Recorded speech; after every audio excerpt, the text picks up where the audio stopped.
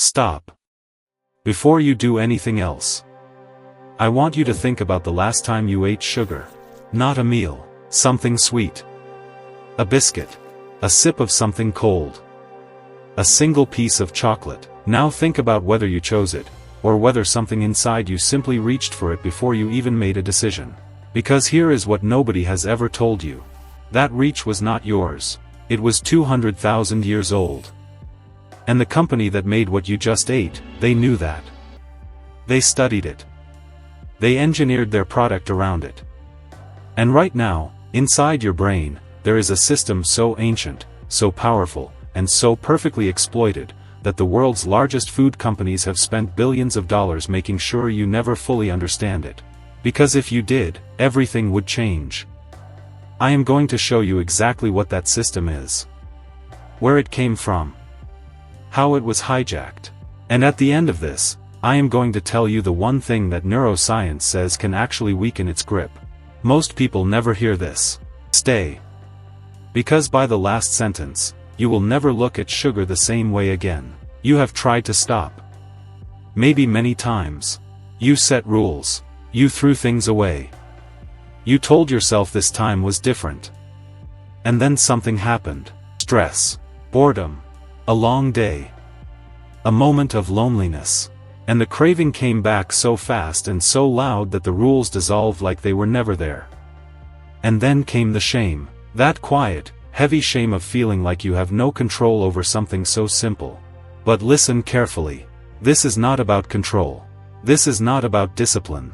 This is about biology. Ancient, powerful, undefeated biology. Your body isn't broken. It's just remembering.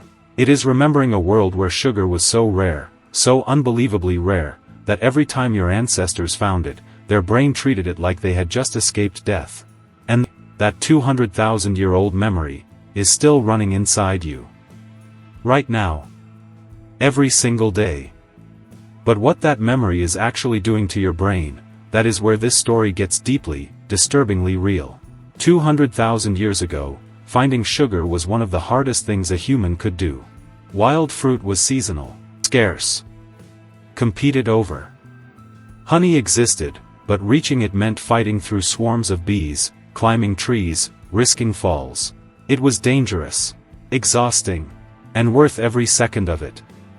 Because sugar, in the ancient world, meant calories, fast, dense, life-saving calories. And the brain that wanted sugar most, that felt the most powerful rush when it found it, was the brain that worked hardest to get it. And the brain that worked hardest to get it, survived. Scientist Kent Berridge at the University of Michigan has spent decades mapping exactly what happens in the brain when it encounters sugar. What he found shook the field of neuroscience. Sugar activates the same dopamine reward circuits as cocaine. Not similar circuits. The same ones. With comparable intensity. The same hunger. The same relief. The same craving that returns almost immediately after. Scientists call this the honey hunt imperative. The ancient biological command that says, find sweetness. Consume it completely. Remember exactly where you found it. And go back. This program saved your ancestors from starvation. It is the reason you exist. And it has never once been updated for the world you are living in now. But what happened when that world suddenly filled with more sugar than your brain could ever have imagined? That is where everything broke. Your ancient ancestor consumed the equivalent of roughly 20 teaspoons of sugar per year. The average person today consumes that in 2 days. Read that again. 2 days. The system inside your brain was built for a world of extreme scarcity.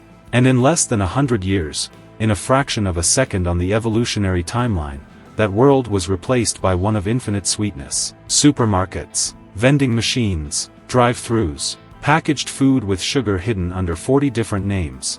The ancient program did not adapt. It could not. Evolution does not move that fast. So it kept running, exactly as it always had.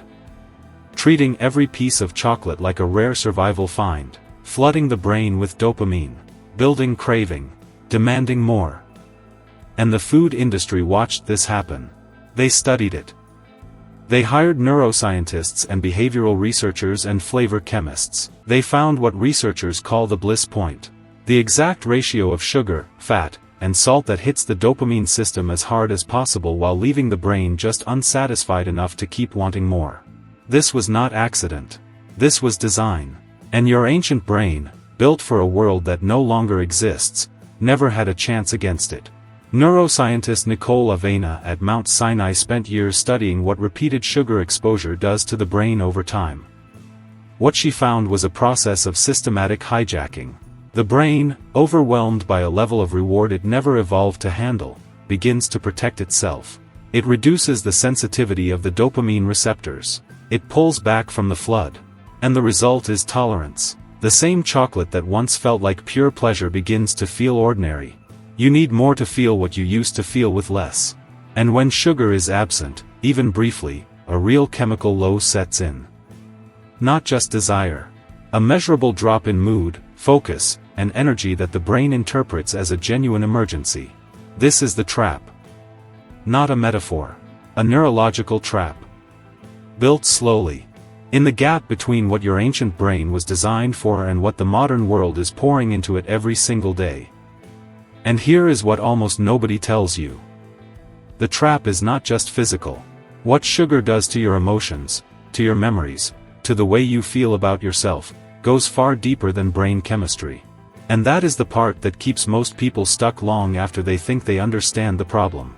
Go back to your childhood. Find your earliest memory of something sweet. A birthday, a celebration, a moment when someone who loved you handed you something sugary and the world felt, just for a second, completely safe. That memory is not just emotional. It is neurological.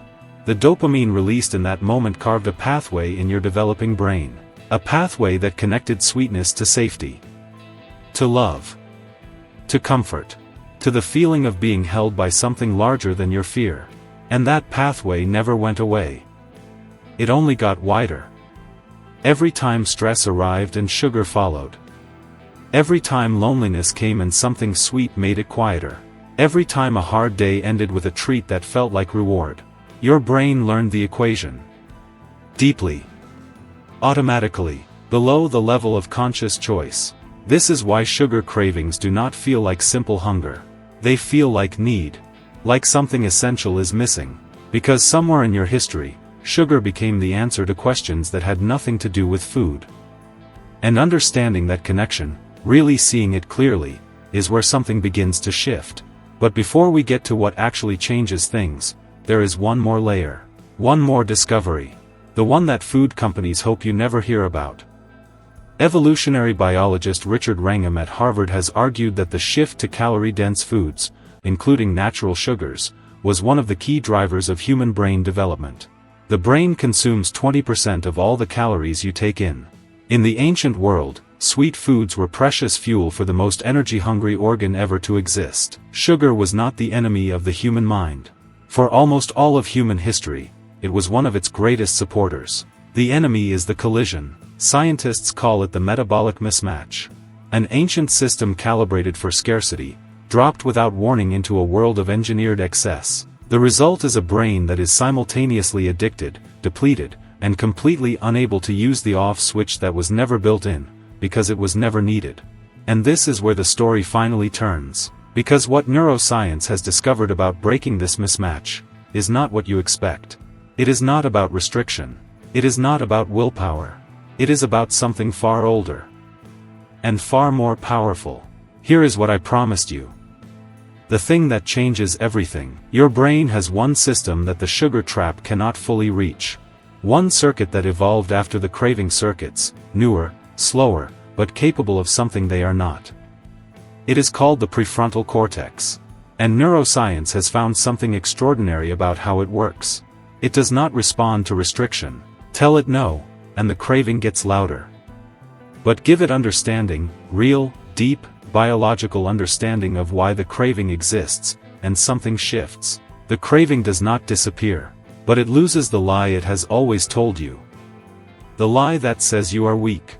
The lie that says something is wrong with you. The lie that says you will never be free of this. You were never fighting a character flaw. You were never failing a discipline test. You were navigating a 200,000-year-old survival program that was hijacked by an industry that knew exactly what it was doing, and counted on you never finding out. Now you know. And knowing, truly knowing, is where it begins to change.